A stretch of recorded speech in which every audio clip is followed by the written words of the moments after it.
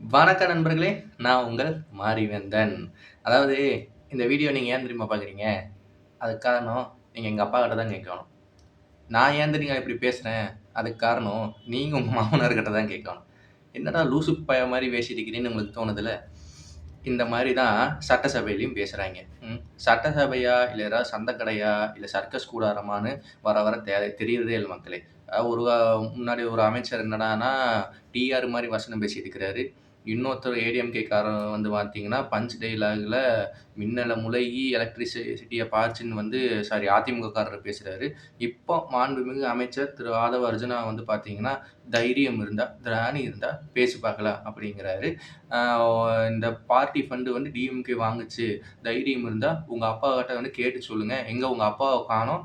அவரு எங்க வீட்ல இருப்பார்ல, வீட்ல போய் கேட்டு சொல்லுங்கன்னு சொல்லி பேசுறாங்க. இதெல்லாம் என்ன? இதெல்லாம் ஒரு சட்ட மன்றத்தில பேசுற ஒரு பேச்சா? ரோட்ல டீ கடையில உட்கார்ந்து அரசியல் விவாதிக்கிறவங்க கூட கொஞ்சம் நாகரீகமா பேசுவாங்க. இதெல்லாம் வந்து பார்த்தீங்கன்னா, ஆதவ அர்ஜுனா பேசுறது வந்து மிக மிக தவறு.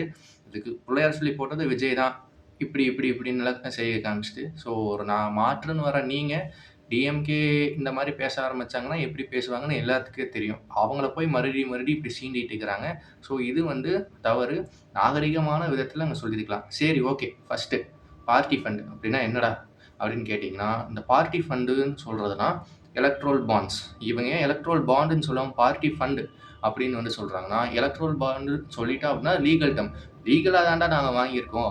பார்ட்டி ஃபண்டாலாம் எதுவுமே வாங்கல அப்படின்னு சொல்லி உதயநிதி அவர்கள் அங்கேயே அடிச்சிருக்கலாம். ஆனா உதயநிதி அவர்களுக்கு அனுபவம் இல்ல.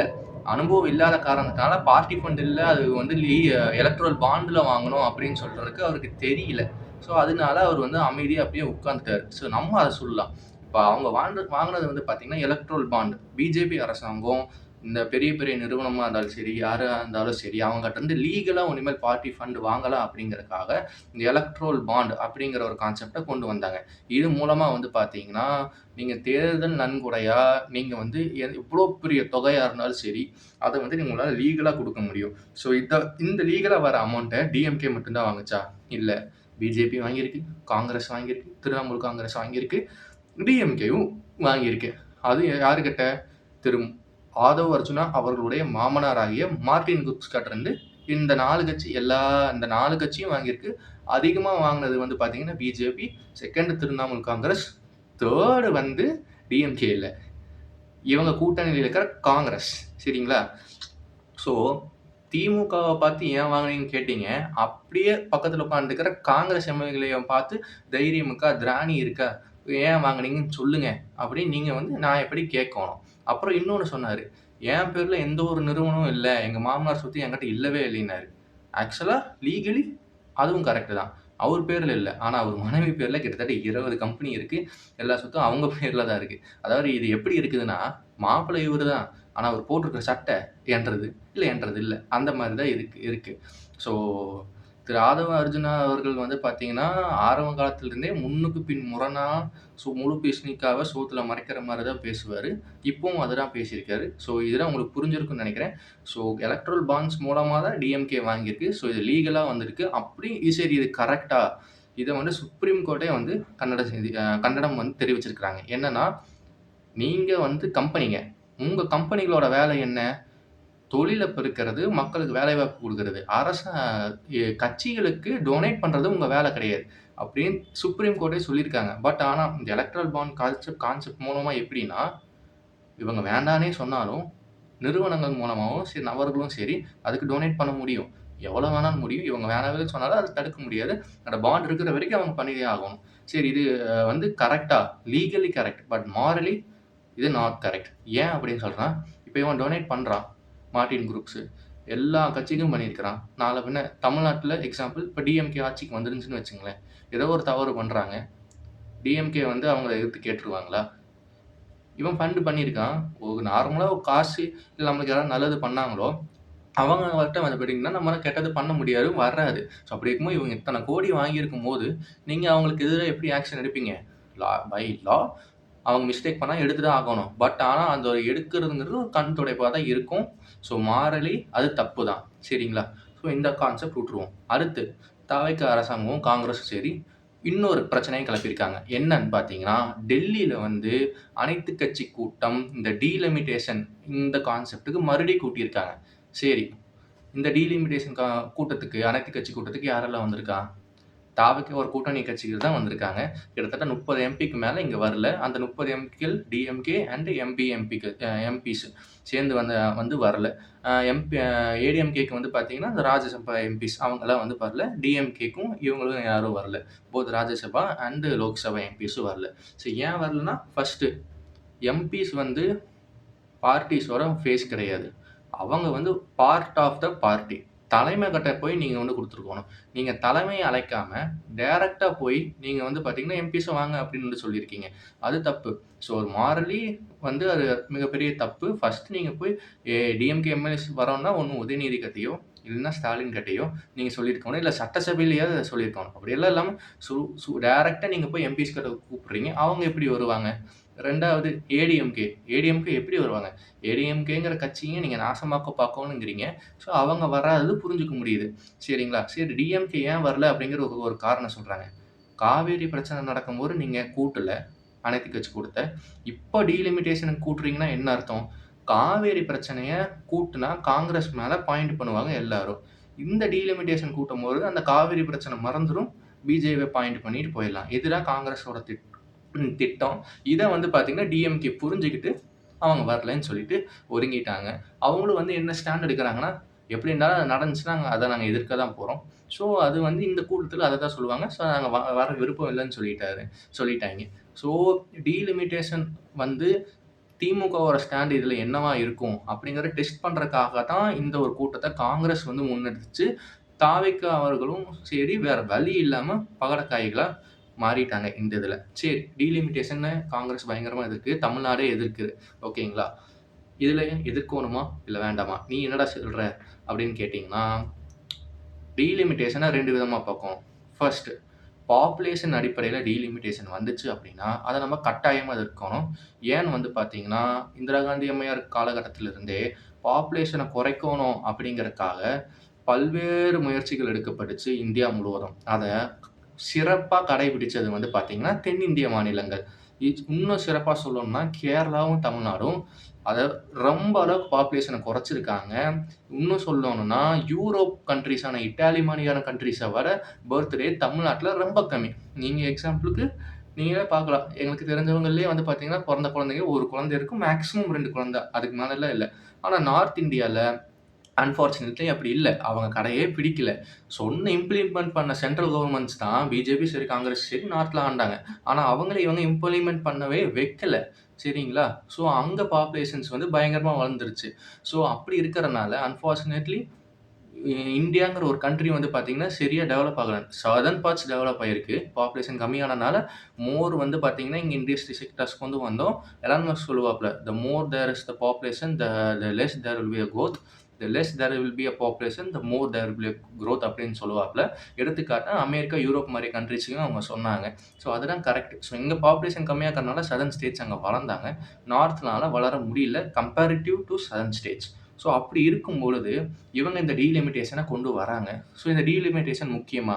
கட்டாயமா முக்கியம். ஏன் அப்படின்னு வந்து பார்த்தீங்கன்னா, இப்ப எக்ஸாம்பிளுக்கு தமிழ்நாட்டுல 234 தொகுதி இருக்கு. இந்த 234 தொகுதி எப்படி வரையறை கொண்டு வந்தாங்க?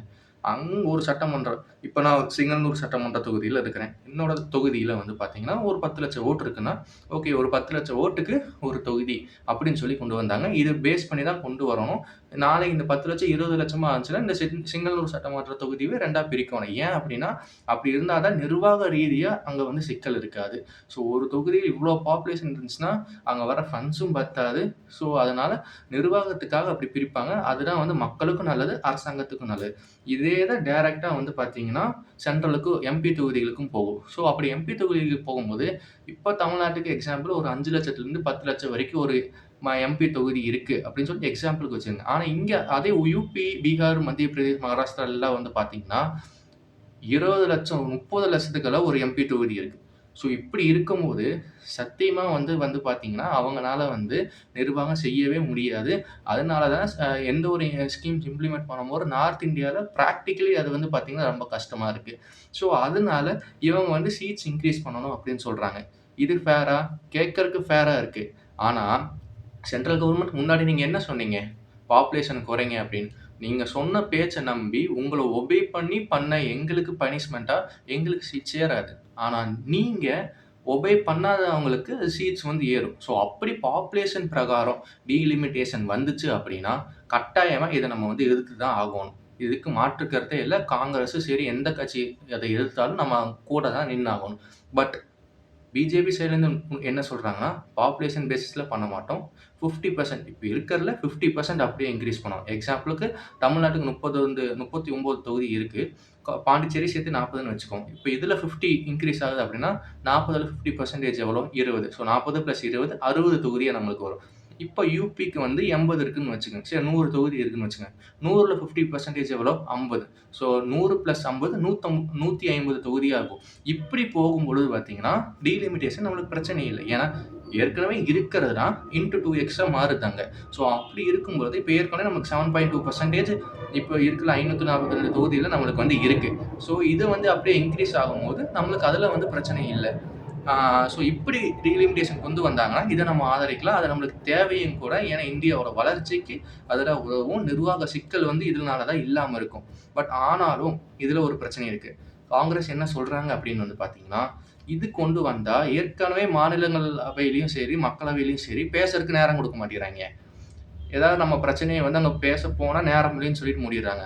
500 பேர் இருக்கும்போதே இந்த பிரச்சனைனா, நாளைக்கு 800, 900 பேருன்னு போயிட்டா, எங்க பேச முடியும்? பேசறதுக்கு நேரமே இருக்காதுன்னு சொல்றாங்க. இது வந்து பார்த்தீங்கன்னா, ஒரு மாரி சென்ஸ்லெஸ்ஸா தான் எனக்கு தோணுது. Maybe I am wrong. ஏன்னா, நேரம் பத்தலைன்னா பார்லிமென்ட்டோட வொர்க்கிங் ஹவர்ஸ் இன்கிரீஸ் பண்ணுங்க. அதுக்கு தகுந்தாப்புல மாற்று வழிகள கொண்டு வாங்க. ஒரு நபர் இவ்வளோ தான் பேசணும்னு ஸ்டாண்டர்ட் கொண்டு வாங்க. அப்படி கொண்டு வாங்கங்க. அப்படி இல்லாம நீங்க டீலிமிட்டேஷனே வரக்கூடாதுன்னு நீங்க எப்படி சொல்லுவீங்க? இந்தியாவோட வளர்ச்சிக்கு அது தேவை. நிர்வாக சிக்கல் முறியடிக்கிறதுக்கு அது தேவை. ஸோ காங்கிரஸ் வரலாறு காலகட்டத்திலருந்து தொடர்ச்சியா மேபி ஃப்ரம் ராஜீவ் காந்திக்கு அப்புறம் வந்து பார்த்தீங்கன்னா, மிகப்பெரிய தவறுகள அவங்க செஞ்சுட்டே தான் வந்தாங்க. அணு ஆயுதத்த வந்து வாஜ்பாய் கவர்ன்மென்ட் செய்யும்பொழுது, இப்போ வரைக்கும் இருக்கிற சிதம்பரம் வந்து பார்த்தீங்கன்னா, அப்போ மக்களவையில சொன்ன பேச்சு இன்னும் இருக்கு ஆன்லைன்ல. நியூக்ளியர் டெஸ்டிங் அகைன்ஸ்ட் அவரு வந்து பேசினாரு. ஸோ அது வந்து அப்புறம் வந்து பார்த்தீங்கன்னா, லிபரலைசேஷனும் ஃபர்ஸ்ட் அவங்க எதிர்த்தாங்க ஆகக்கூடாதுன்ட்டு. அதுக்கப்புறம் யுஎஸ் பிரஷர்னாலயும், உள்நாட்டு பிரஷர்னாலயும் தான் லிபரலைசேஷன் வந்துச்சு. அதனால தான் நம்ம நாடு வந்து வளர்ச்சி பாதையிலே இருக்கு. ஸோ காங்கிரஸ் வரலாற்று ரீதியா இந்த மாரி நெறைய பிழைய செஞ்சிருக்காங்க. இப்பவும் வந்து அந்த பிழைய செய்ய பார்க்குறாங்க. ஸோ அது வந்து நம்ம ஏற்றுக்கொள்ள முடியாது. ஸோ இந்த இது போக எ எனக்கு தெரிஞ்ச வரைக்கும் இன்னொரு பிரச்சனை இதுல இருக்கு. அதாவது ஜெரிமேண்டரிங்ன்னு சொல்லுவாங்க. இந்த டீலிமிட்டேஷன்ல இருக்கிற உள்குத்து இதுல 50% பிரகாரம் இன்கிரீஸ் பண்ணிட்டா ஓகேப்பா, நம்ம ஏத்துக்கிறோம். ஆனா, இந்த ஜெரிமேண்டரிங் கான்செப்ட் வந்து இந்த 50% பிரகாரம் வந்தாலும் நம்மளால ஏத்துக்க முடியாது. ஜெரிமேண்டரிங் இருந்துச்சுன்னா, அது என்ன அந்த ஜெரிமேண்டரிங்னா, இப்ப எக்ஸாம்பிள் கோயம்புத்தூர்ல 100 வார்டு இருக்கு. என்னோட தொகுதி வந்து சிங்களூர் சட்டமன்ற தொகுதி. அந்த சட்டமன்ற தொகுதிக்கு ஒரு 10 வார்டு அந்த சட்டமன்ற தொகுதிக்குள்ள வருதுன்னு வச்சுக்கங்களேன். அந்த 10 வார்டுலயும் ஒரு வார்டுக்கு ஒரு போலிங் பூத் இருக்குன்னு வச்சுக்கங்களேன். அந்த ஒரு போலிங் பூத்ல மொத்தமா 10 வார்டுக்கு 10 பூத் இருக்குன்னு வச்சுக்கங்களேன். 10 பூத்ல இப்ப எக்ஸாம்பிள் 10 பூத்ல 6 பூத் வந்து பார்த்தீங்கன்னா, பிஜேபிக்கு அகைன்ஸ்ட்டா இருக்கிற பூத். 4 பூத் வந்து பார்த்தீங்கன்னா, பிஜேபிக்கு ஃபேவரா இருக்கிற பூத் அப்படின்னு சொல்லிட்டு அவங்களுக்கு சென்ஸ் இருக்கு. ஏன்னா ஒவ்வொரு வாட்டியும் ஓட்டு போடும்போது பூத் ஏஜென்ட்ஸ் இருப்பாய்ங்க. ஒவ்வொரு வாட்டியும் ரிசல்ட் வரும்பொழுது எந்தெந்த தொகுதியில நம்மளுக்கு எந்தெந்த ஓட்டெல்லாம் வந்திருக்குன்னு தெரியும். அவங்களுக்கு தெரியும். பூத் பிரகாரம் அவங்க கிட்ட டேட்டா இருக்கும். ஸோ இவங்க ஜெரிமேண்டரிங் மூலமா தொகுதிய வந்து பெருசா ஆக்கும்பொழுது, இப்ப எக்ஸாம்பிள் 6 வந்து இவங்களுக்கு ஆப்போசிட்டா இருக்கு. 4 வந்து இவங்களுக்கு பாசிட்டிவா இருக்கு. இவங்க என்ன பண்ணுவாங்கன்னா, 4 பாசிட்டிவா இருக்கிற ஒரு தொகுதிக்குள்ள போட்டுருவாய்ங்க.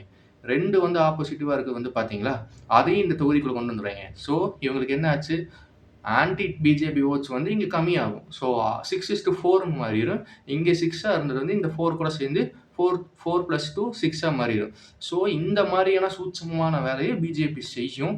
ஸோ இத வந்து பார்த்தீங்கன்னா, காங்கிரஸ் வந்து ஆக்கப்பூர்வமா எதிர்க்கலாம். தாவேக்காவும் இருக்கலாம். ஆனா இப்படி எதிர்க்காம, நீங்க வந்து நேரடியா வந்து இத எடுத்தோம் கவுத்தோனே இத எதிர்க்க முடியாது. இன்னும் பில்லே வரல. அதுல இன்னும் என்னென்ன இருக்கும்னு நம்மளுக்கு தெரியாது. பட் ஆனா இந்த பிரச்சனைகள் எல்லாம் அதுல இருக்கு. 3வது வந்து பார்த்தீங்கன்னா, இந்த டீலிமிட்டேஷன இப்போ வரைக்கும் நம்மனால எதிர்க்க முடியுது. காங்கிரஸ்னாலயும் எதிர்க்க முடியுதுன்னா, அது வந்து கான்ஸ்டிடியூஷன்ல இருக்கு. 2001ல 25 வருஷத்துக்கு அப்புறம் இத வந்து மறுபடியும் கொண்டு வரும் அப்படின்னு சொல்லி கான்ஸ்டிடியூஷன்ல அதுல இருக்கறனால, இவங்கனால அத பேச முடியுது.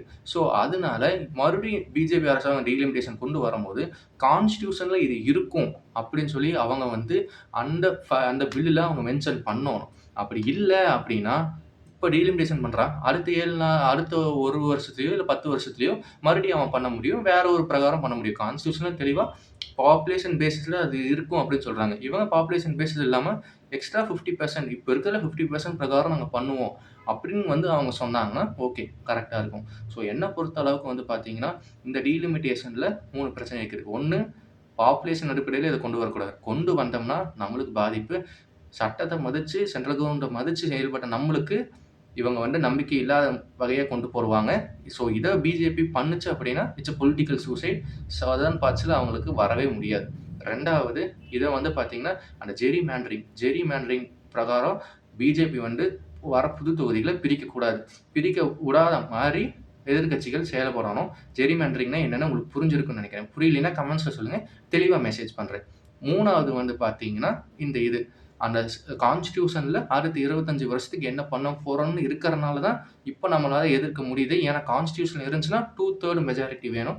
அது பிஜேபி கவர்மெண்ட்க்கு இல்லாதனால தான் எதிர்க்கட்சிகளோட தயவ வந்து அவங்க நாடுறாங்க. ஸோ அதனால இந்த 3 இது வந்து பார்த்தீங்கன்னா நோட்டீஸ் பண்ணணும். இது இருந்தா நம்ம டீலிமிட்டேஷன வரவேற்கலாம். அப்படி இல்லைன்னா உயிரே போனாலும் சரி, இந்த பிரச்சனைக்கு எதிர்த்து நம்ம போராட தான் செய்யணும். ஏன்னா இத நம்ம விட்டுட்டோம் அப்படின்னா அவ்வளோதான். க்ளோஸ். அவங்க சென்ட்ரல் கவர்மெண்ட் என்ன ஒரு முடிவு எடுத்தாலும், "சத நீ என்னமோ கத்திட்டு போ. நான் இங்க எடுத்துக்கிறேன்." அதுதான். ஸோ இந்த 3 பிரகாரம் தான் டீலிமிட்டேஷன் ஆனது வந்து பார்த்தீங்கன்னா நடக்கணும். ஸோ இப்ப அடுத்து இவங்க வந்து சத்தமே இல்லாம ஒரு சட்டத்த வந்து பாஸ் பண்ணிட்டானுங்க. குரல் வாக்கெடுப்பு மூலம். அதுதான் வந்து பார்த்தீங்கன்னா, இந்த யுபிஐ. இந்த ஃபோன்பே, ஜிபேலலாம் வந்து பார்த்தீங்கன்னா, போன ஆக்ட் பிரகாரம் இந்த பேங்க்ஸ் எல்லாம் வந்து பார்த்தீங்கன்னா, இதுக்கு வந்து சார்ஜ் பண்ணக்கூடாது அப்படின்னு வந்து பார்த்தீங்கன்னா இருந்துச்சு.